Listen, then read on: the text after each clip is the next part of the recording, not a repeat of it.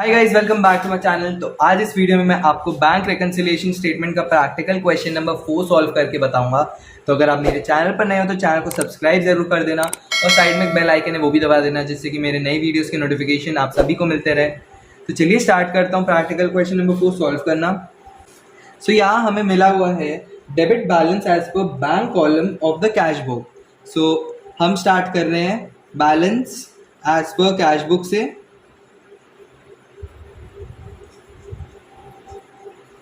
और debit balance है, सो मैं यहाँ डेबिट लिख देता हूँ। And amount is 37,20,000। अब ऐड एंड लेस क्या क्या होगा वो देख लेते हैं। सो आगे दिया cheque issued to creditors but not yet presented to the bank for payment. तो इसमें क्या हो गया, आपका कैश बुक में कम कर दिया अमाउंट इशू जब किए, लेकिन बैंक से कम नहीं हुआ है, तो हमें ऐड करना होगा ये। सो हमारा फर्स्ट पॉइंट यहाँ हो जाएगा cheque issued but not presented for payment. So हम यहाँ लिख सकते हैं cheque issued but not yet presented, और इसका अमाउंट है 7,20,000। चलते आगे। आगे आपको दिया dividend receive by the bank but not yet entered in the cash book. So passbook हमारा बढ़ गया है और हमारा कैश बुक वहीं का वही है, तो हमें बढ़ाना होगा उसे, तो ऐड कर देंगे। तो सेकेंड पॉइंट हमारे यहाँ आ रहा है डिविडेंड रिसीव्ड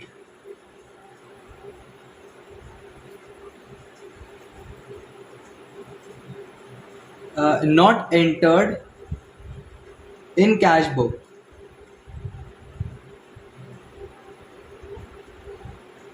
और इसका अमाउंट है 5 लाख रुपीज। आगे दिया है interest allowed by the bank. अब इंटरेस्ट मिला है और हमारे बैंक में मिला है, तो बैंक पासबुक बढ़ गया और कैश बुक बढ़ाना होगा, तो थर्ड पॉइंट ऐड हो जाएगा हमारे यहाँ पे interest allowed by bank.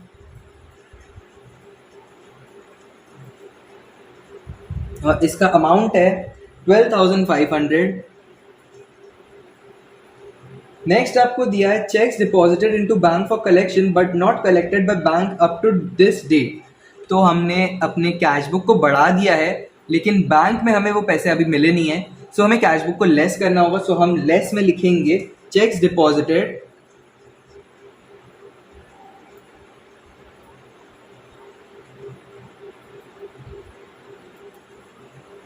But not yet collected, और इसका अमाउंट है 15,40,000।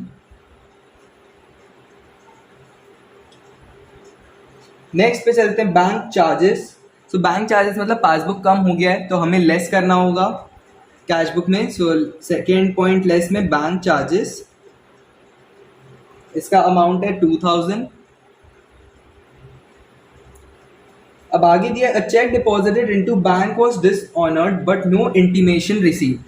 इसका मतलब है हमारा कैश बुक में हमने डिसऑनर का एंट्री पास नहीं किया, कैश बुक बढ़ा हुआ है और पासबुक लेस है, सो हमें लेस करना होगा ये। सो हमारा थर्ड पॉइंट यहाँ आ जाएगा लेस में चेक डिसऑनर्ड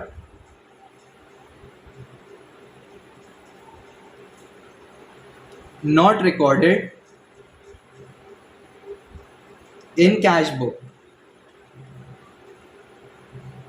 और इसका अमाउंट है 3,20,000। नेक्स्ट एंट्री आपको दिया bank paid house tax on our behalf but no information receive from bank in this connection. So इसका मतलब हो गया कि हमारे बैंक में से हाउस टैक्स पे कर दिया, तो हमारा पासबुक कम हो गया है, लेकिन हमारे कैश बुक में कोई एंट्री हमने इसका पास नहीं किया, तो हमें लेस करना होगा ये भी। सो ये हाउस टैक्स वाला जो पॉइंट है ये हमारा कैश बुक में लेस हो जाएगा। तो फोर्थ पॉइंट हो जाएगा house tax paid by bank, और इसका अमाउंट है 3,50,000।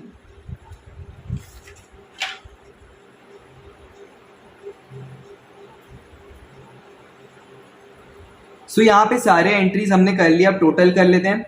सो ऐड वाले सेक्शन का टोटल हो रहा है 7,20,000 प्लस 5 लाख प्लस 12,500। सो इसका टोटल आ रहा है 32,500।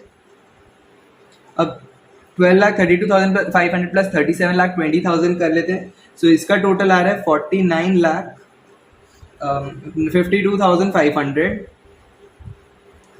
अब लेस वाले सेक्शन का कर लेते हैं हम लोग। सो इसका टोटल हो रहा है 15 प्लस 40 प्लस 320 प्लस 350 प्लस 2,000 22,12,000।